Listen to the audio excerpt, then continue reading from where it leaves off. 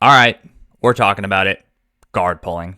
Guys, this is Sean with PDMA, and as our sport grows, I am seeing more and more this topic of guard pulling being brought up, and specifically people who really don't like it, and for some reason, don't want it in Brazilian Jiu-Jitsu. Now, a lot of times when I do these videos, I try to take one side of the argument and weigh it against the other side of the argument and hear both sides' opinions. And in this one, I'm just going to come straightforward out here and say, I don't get it. I do not get the argument against guard pulling. I understand some arguments of some aspects of it, and that's what we're going to talk about today. But I'm just giving my opinion up front here. I don't get it. So when I say I don't get it, when I say I don't get the argument against guard pulling, what I'm saying is that when I see people saying, oh, you shouldn't pull guard for this reason, you shouldn't pull guard for this reason, what I hear is, hey, you shouldn't do jiu-jitsu the way you want to do jiu-jitsu. You should do jiu-jitsu the way I want you to do jiu-jitsu. And I'm like, well, if we're at a match, or I got like money on the line, or even if I just want to win the competition, like, no, I'm going to do jiu-jitsu the way I want to. And that way is to give me the most advantage to beat you. So yeah, I'm going to do what I want to do. And also, I'm coming at this as a guy who doesn't really pull guard in tournaments much. I will from time to time, should the situation dictate it, but I don't really even consider myself a guard player. So where a lot of this is coming from is actually made a video where I was talking about Levi Jones-Leary versus Cade Rutolo, and a lot of people are like, oh, Levi lost because he pulled guard and you shouldn't pull guard, and all this like argument against pulling guard. And even though I thought Cade won that match, I was just like, what is all this hate for pulling guard? And so I think I've kind of figured out where some of it's coming from, but it doesn't really matter where it's coming from. A lot of it does stem back to people are saying you shouldn't compete the way you want to compete. You should compete the way I want you to compete. So one place I see this coming from is somewhere where there is logic behind it, but in my opinion, it's some flawed logic, and here's why. So a lot of this is coming from the self-defense camp, right? The Brazilian Jiu-Jitsu for self-defense camp. By the way, I'm in that camp. I think you should train Brazilian Jiu-Jitsu for self-defense. I think you should train Muay Thai for self-defense. I think you should train Judo and wrestling. You should train all this stuff for self-defense. Not going to find any argument for me. But here's where I think these people are messing up. And I've seen this, especially in the comments of some of my videos, when people say, well, Brazilian Jiu-Jitsu is a self-defense sport. Well, hold on. Because in my opinion, self-defense sport kind of, it sounds a little like an oxymoron, if that makes sense. So what I'm saying is this. The theory behind self-defense is you're going to have a trained person versus an untrained person, right? You train so that when an untrained person attacks you, you can effectively defend yourself. And we see that in Brazilian Jiu-Jitsu. We see things like punch block and headlock escapes. We learn those in 101 Gracie Jiu-Jitsu. If your gym still teaches Gracie Jiu-Jitsu self-defense, which mine does. And I actually teach all of that stuff to 101 students. And I think it's great to know, because a lot of people where I'm from come off the street and say, hey, I want to learn self-defense. I'm living in a dangerous area, and this is how I can best help them. But what I think the point these people are missing is self-defense is a trained person versus an untrained person. The sport of Brazilian Jiu-Jitsu, or the sport of no-gi submission grappling, is a trained person versus a trained person in a very strict rule set. And so that's where I say, okay, yes, Brazilian Jiu-Jitsu has its heart in self-defense. It is a martial art. But modern sport jiu-jitsu is not self-defense jiu-jitsu. In a sport, it's a very controlled environment by its definition. We have a referee, we have a rule set, we have judges, all these factors at play to make it a controlled environment. It's no different than in football or hockey or anything like that. So when people say, oh, well, you can't pull guard because you wouldn't do that in a self-defense situation, I'm like, well, yeah, but this isn't a self-defense situation. This is a sport. And so while we're talking about jiu-jitsu being a sport, it kind of blows my mind that for some reason, jiu-jitsu is the only grappling art that gets this type of criticism. And now, granted, in other grappling arts, you can't pull guard, but I'm not talking about pulling guard specifically. I'm saying if the reason we're anti-pulling guard is because, oh, well, you couldn't do that in a street fight. Well, I hate to break it to you, but if you look at wrestling, or if you look at judo, two martial arts that are very related to jiu-jitsu, there's a lot of stuff that you do in a competition that you would never do in a street fight. I mean, take wrestling, for instance. And I love wrestling. I think it's a great martial art. But there's a lot of things that you can do with wrestling mats that you can't do in the street. For instance, shooting with your head on the outside, I mean, you could pretty easily slam your head into the concrete. Or, I mean, we've all seen it where a guy in wrestling, to avoid getting put on his back, just kind of flattens out on his stomach. Okay, well, that doesn't seem like a smart move for self-defense. And if you look at judo, again, huge judo fan over here, but in Olympic judo, you can't grab the person's legs.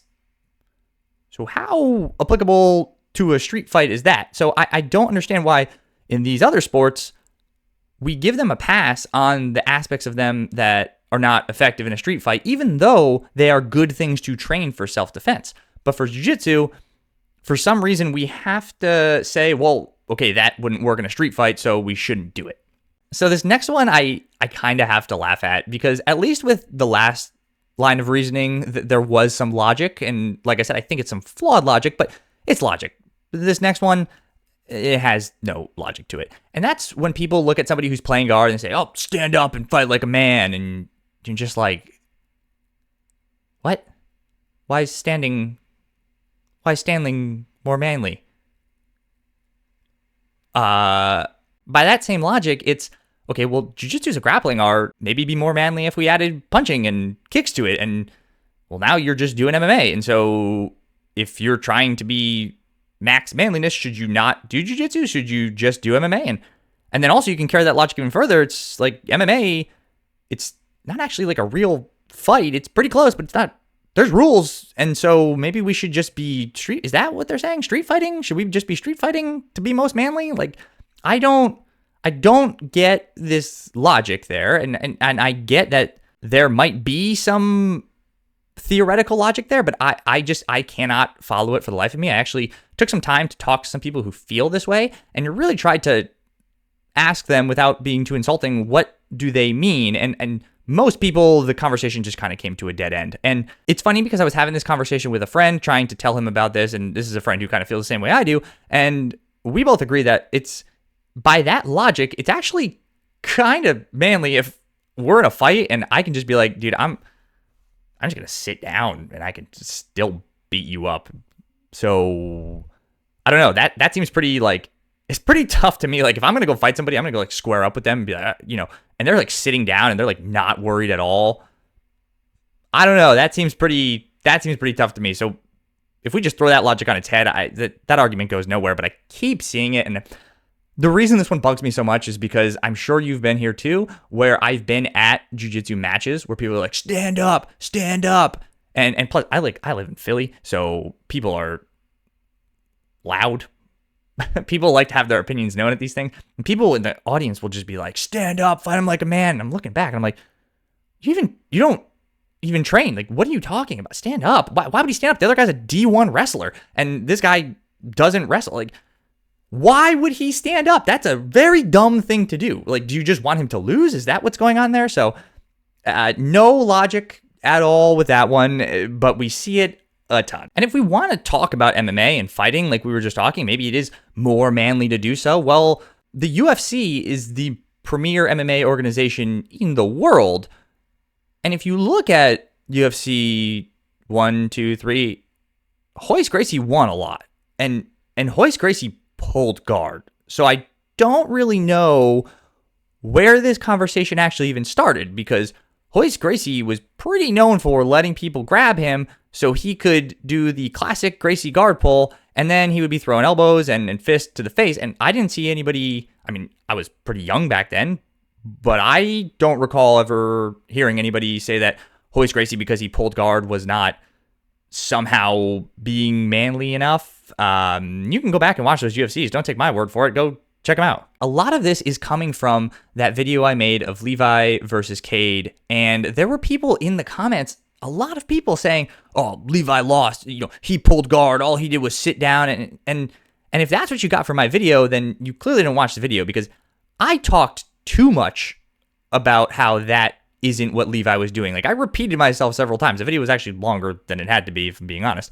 But because I wanted to make sure I drove that point home, that no, Levi was being extremely aggressive in that match. And the critique I see the most is people say, oh, Levi was just butt scooting. And I don't know, these people like to use this term butt scooting in this like weird negative way, but it's like, I mean, yeah, I guess that is what he's doing. He's scooting on his butt.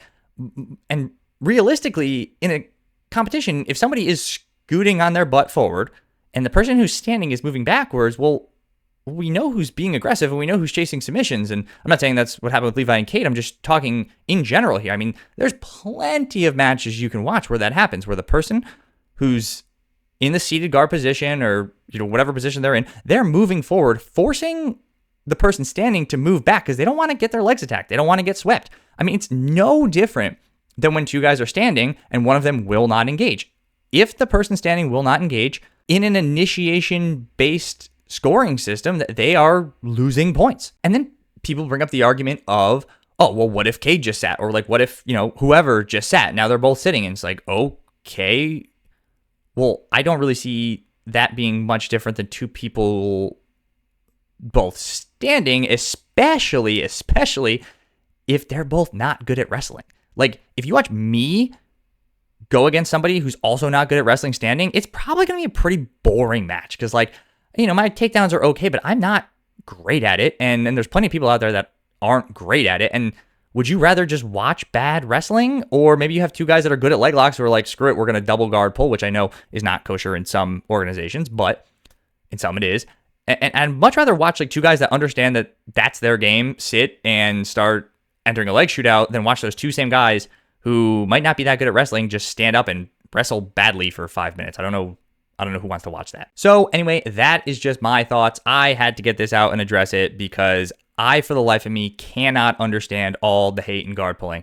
And I say this with respect, and I say this meaning it as literally as possible. If you don't like guard pulling, that's perfectly okay. There's nothing wrong with that.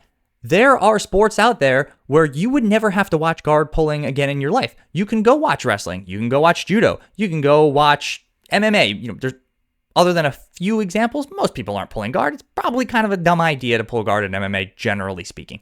You can go watch all of those things, but if you're watching Brazilian Jiu-Jitsu and you're complaining about guard pulling, it's sort of like, and I'm going to use a football analogy here, which I have no business using because I don't know anything about football, but it'd be like not liking running plays and watching football and saying like, oh, why's that guy running? He should throw the ball like a man. I don't know. To me, it doesn't make sense.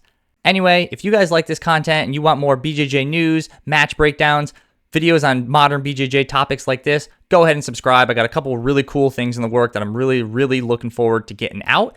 If you guys agree with me that guard pulling is an integral part of BJJ, let me know in the comments so I know I'm not alone. And if you're one of those people that hates guard pulling, also let me know in the comments. I want to hear your side of the story. I'm pretty married to this idea, I'm not going to lie, but I can always have my mind changed. And on that note, I just wanted to say thank you guys very much for watching, and I will see you next time.